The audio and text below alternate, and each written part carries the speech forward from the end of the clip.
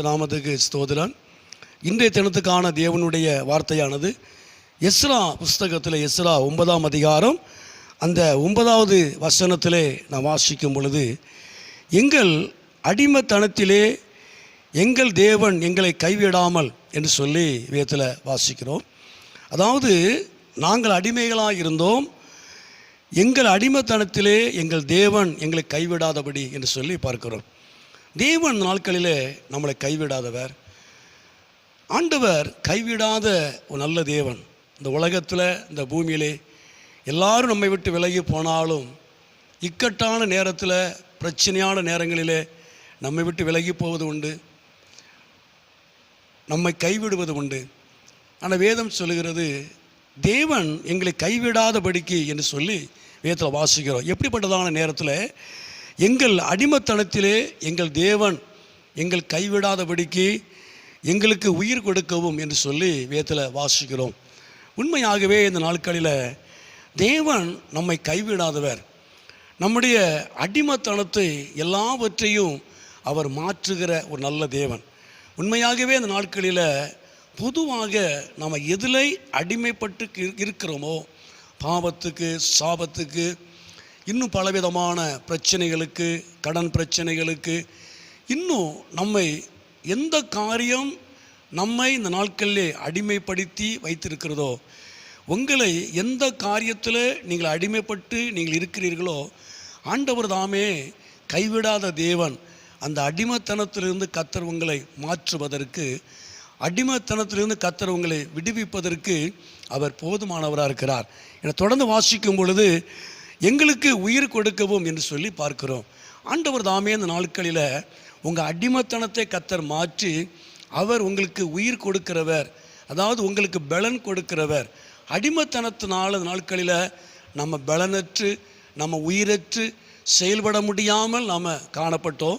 ஆனால் தேவன் தாமே இந்த நாட்களில் உங்களுக்கு இருக்கிறதான எல்லா விதமான அடிமைத்தனத்தையும் ஆண்டவர் தாமே இந்த நேரத்தில் மாற்றுவது மாத்திரமல்ல, அவர் உங்களுக்கு உயிர் கொடுக்கிறவர், அவர் உங்களுக்கு பலன் கொடுக்கிறவர், அவர் உங்களை மறுபடியும் வாழ வைக்கிற ஒரு நல்ல தேவன்.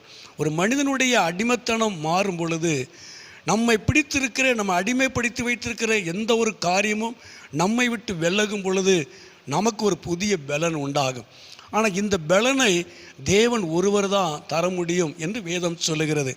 ஆகவே அந்த நாட்களில் உங்கள் அடிமைத்தனத்தை கர்த்தர் மாற்றி நீங்கள் பலனற்று உயிரற்று கிடக்கிற உங்கள் வாழ்க்கையை தேவன் உயிர் கொடுக்கிறவராய், தேவன் உங்களை பலன் கொடுக்கிறவராக மறுபடியும் அவர் உங்களை வாழ வைக்கிற ஒரு நல்ல ஒரு தேவனாக இருக்கிறார்.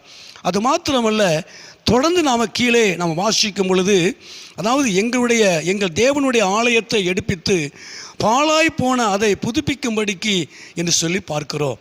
ரெண்டாவதாக, பாழாய் கிடக்கிற அடிமைத்தனத்தினால பாழாக்கப்பட்டிருக்கிற நம்முடைய வாழ்க்கை, நம்முடைய குடும்பம், நம்முடைய பொருளாதாரத்தை, அவைகளை அவர் புதுப்பிக்கிற ஒரு நல்ல தேவன். பாழாய் கிடக்கிற ஸ்தலங்களை கட்டுவதற்கு தேவன் உதவி செய்கிறவர். பாழாய் கிடக்கிற நம்முடைய குடும்பத்தை, பாழாய் போன நம்முடைய பொருளாதாரத்தை, பாழாய் கிடக்கிற நம்முடைய வாழ்க்கையை அவர் புதுப்பித்து, அவர் பலப்படுத்தி புதுப்பித்து அவர் நடத்துகிற ஒரு நல்ல தேவன். பாழாய் கிடக்கிற உங்கள் ஸ்தலங்களை, பாழாய் கிடக்கிற உங்கள் பொருளாதாரத்தை, பாழாய் கிடக்கிற உங்கள் குடும்பத்தை, உங்கள் வாழ்க்கையை ஆண்டவர் தாமே இந்த நாட்களில் கைவிடாத தேவன். அவர் இந்த நாட்களில் அவைகளை அவர் புதுப்பித்து நடத்துகிற ஒரு தேவன். கடைசியாக வாசிக்கும் பொழுது, பெர்சியாவின் ராஜாக்கள் சமூகத்தில் எங்களுக்கு தயை கிடைக்க செய்தார் என்று சொல்லி பார்க்கிறோம். மூன்றாவது, எல்லாருடைய கண்களையும் கர்த்தர் உங்களுக்கு தயவு கிடைக்க பண்ணுவார். தேவன் உங்களுக்கு அனுகூலம் பண்ணி தருவார். உண்மையாகவே இந்த நாட்களில் கைவிடாத தேவன், இரக்கமுள்ள தேவன், உங்கள் அடிமைத்தனத்தை மாற்றி அவர் உங்களுக்கு உயிர் கொடுக்கிறது மாத்திரமல்ல, பாழாய் கிடக்கிற உங்கள் வாழ்க்கை, உங்கள் குடும்பத்தை அவர் புதுப்பிக்கிறது மாத்திரமல்ல, எல்லாருடைய ராஜாக்கள், எல்லா பெரியவங்க, ஆளுகை செய்யக்கூடியவங்க, அதிகாரத்தில் இருக்கக்கூடியவர்கள், பெரியவங்க கண்களில் கர்த்தர் உங்களுக்கு தயவு கிடைக்க பண்ணுவார். அவர் நாமத்தை மகிமைப்படுத்துவார்.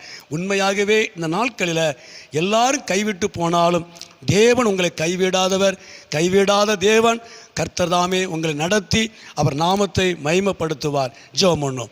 எங்களை அதிகமாக நேசிக்கிற நல்ல பிதாவே, அருமையான ஆண்டவரே, இந்த நேரத்துக்கு ஸ்தோத்திரம். இந்த சத்தத்தை கேட்டுக்கொண்டிருக்கிற அருமையான நம்முடைய பிள்ளைகளை, குடும்பங்களை கர்த்தர் ஆசீர்வதிப்பீராக. ஆண்டவர் தாமே இந்த நாட்களிலே நீ கைவிடாதவர், நீ விலகி போகாத ஒரு நல்ல தேவன் ஆண்டவரே. எல்லா அடிமத்தனத்தையும் மாற்றுகிறவர், உயிர்ப்பிக்கிறவர், பலன் கொடுக்கிற ஒரு நல்ல தேவன். நாட்களில் ஆண்டவரை ஸ்தோத்திரம். பாழாய் கிடக்கிற ஸ்தலங்களை, குடும்பத்தை, ஆண்டவரை பொருளாதாரத்தை நீர்தான் மறுபடியும் சீரமைக்கிறவர், புதுப்பித்து நடத்துகிற நல்ல தேவன். எல்லா ராஜாக்கள், எல்லா பெரியவங்க கண்களை தயவு கிடைக்க பண்ணுகிறவர். நம்ம நன்றியோடு நாங்களுமே துதிக்கிறோம் ஐயா. அருமையான நம்முடைய பிள்ளைகளை, குடும்பங்களை என் தேவன் ஆசீர்வதியும், நம்முடைய நாமத்தை மகிமைப்படுத்தும். இயேசுவின் நாமத்தில் ஜெபிக்கிற நல்ல பிதாவே. ஆமேன், ஆமேன்.